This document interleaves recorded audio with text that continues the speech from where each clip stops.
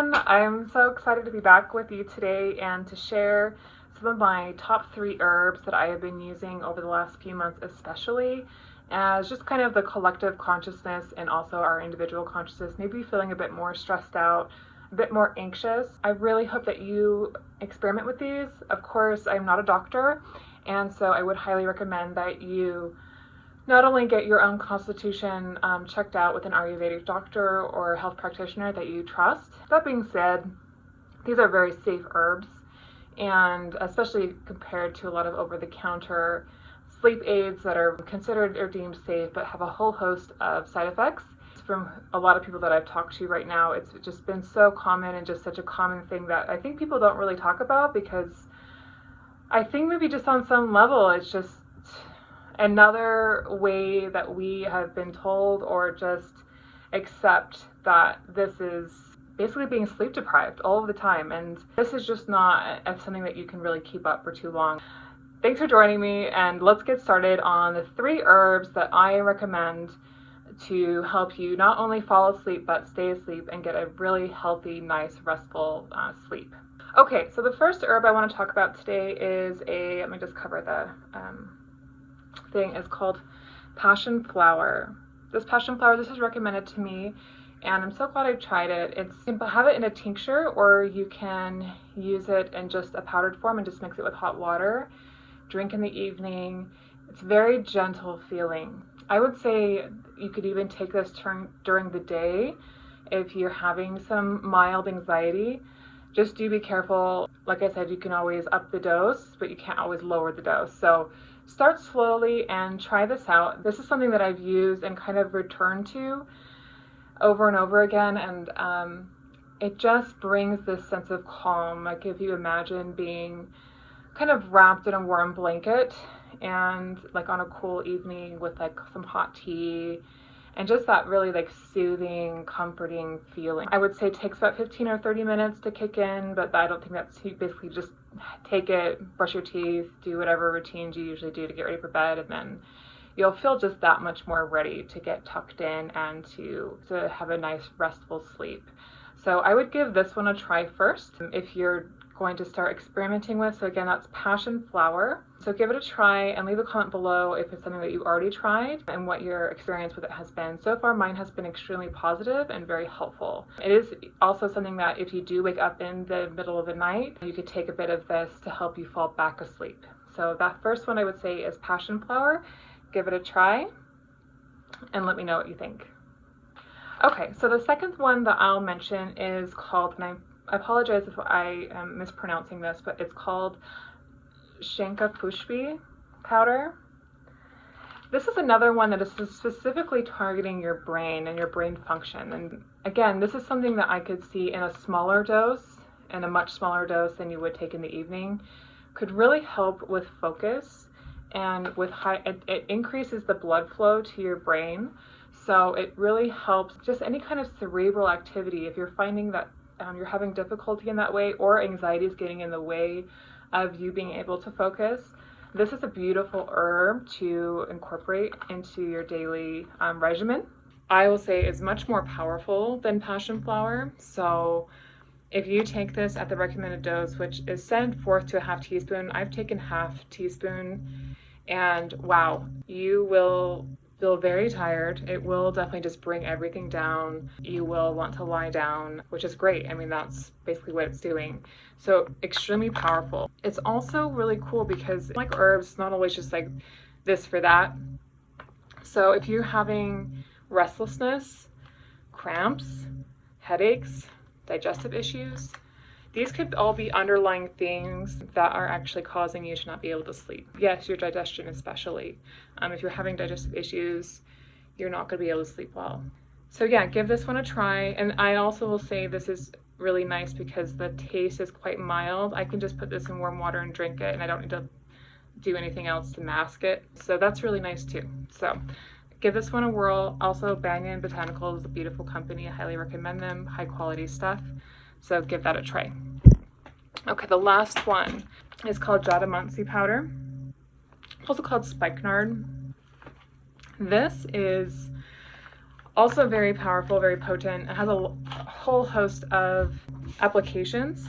This one I kind of am recommending last just because the taste of it is straight up dirt, like some really strong tasting dirt. So that might put off a lot of people, and it's also quite hard to mix. I've found with warm water it takes quite a bit of whisking. So but however, I will say the sedative effects of this are just as powerful as the Shankapushpi powder. It is quite, like I was mentioning, the taste is quite earthy, but it is also, that can also be a really good thing. If you think about grounding and thinking about lying down on the earth is kind of what we're doing as we're sleeping. It does kind of get you into that mood, if you like scoop a big thing of dirt, just sniffed it, what kind of, what would that kind of bring to mind for you? So again, this dosage is about, it says 1 teaspoon daily. If you're just going to do it in water, I just plug my nose and drink it. Most medicines are usually bitter. I mean, a lot of times. So you can add honey if you need to, but I wouldn't really do that unless that's recommended for you or you've kind of checked that with your practitioner. Okay, lastly, if you are having trouble falling asleep, there's this whole psychological thing that I've been really looking into a lot, and it's this whole, I know there's a big thing of like being mindful, and that's like the big key word or whatever for people nowadays, but also just letting go and this kind of like a releasing type approach to your life, letting go of your efforts for the day, letting go of things that maybe you wish you had said or done, or anything that maybe is coming up that you're reworking, sitting with that for a moment and then really intentionally working on letting that go. Bringing about just peace with whatever that day brought, and letting it go, so that you can kind of wake up with this whole new perspective, new approach, a more refreshed way of looking at where you are in your life, and even just letting go of your judgments of that and your maybe more ego-based view on things. Some more practical type things, obviously not looking at screens. I know that's really hard. 1 to 2 hours before bed. If you cannot help but look at the phone, they make wonderful blue light blocking glasses that you can invest in that kind of help not send that message to your brain like we're active, we're creating, we're going full speed again. It's kind of giving your brain like that green light of here we go, we're doing this again. Even before that, it's just turning the lights down, finding a nice massage oil that feels nice now that we're definitely into summer and warmer temperatures. Finding a cooling oil and applying that to your feet, to your joints, soothing strokes, like nothing too hard. One that I love is this one's kind of has a bunch of herbs in it as well, but it's just a pitta massage oil. It says calming, cooling, soothing. Another good one that's cooling is coconut oil. Apply that all over your body, especially if you feel like you're waking up because you're hot or you're sweating or you feel like you're waking up thirsty. Making sure that during the day you're really focusing on hydration. Above all else, anything else that you're putting in your body, just make sure you get that water. Make sure that you're not feeling thirsty. If you're thirsty, you're already dehydrated. And so doing that, taking a warm, not hot, or even a cool shower, just as long as it's not like, waking you up in the evening, again, helps bring the body into where we're winding down for the evening. Finding a book that's not overly stimulating, maybe putting aside some books that maybe bring up bigger emotions for you, maybe finding something that's just more reflective in nature, more contemplative in nature, and turning to that to just help wind yourself down. Finally, if that's still not working, I always recommend putting your feet above your head, placing them above your heart, legs at the wall, if that's uncomfortable, for the back of your hamstrings, lying on the floor with your feet on the side of the bed or on a chair at 90 degrees. This is my version of going to Maui. It's just so soothing to the body. again allows you to be in a more reflective state, forward folds, bringing everything back in instead of maybe, avoiding back bends in the evening or any vigorous exercise. Again, if it's feeling you're getting your heart pumped or your mind pumped up, it's doing the opposite of what you really want to cultivate. So I went kind of long on that, I apologize, but I hope you found those helpful. Hopefully, if anything in that like sparked something for you, that's probably the thing that you should pay attention to.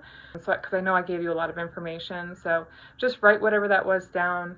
Try that one thing out. Just pick that one fruit out and taste it and give it a try, and then continue. So if you do try any of them and you found them helpful or not helpful, I do want to know what your perspective is and what your experience is. So I'd love to hear from you. And again, excited to be uploading some more videos for you. So in the meantime, take care and love to all.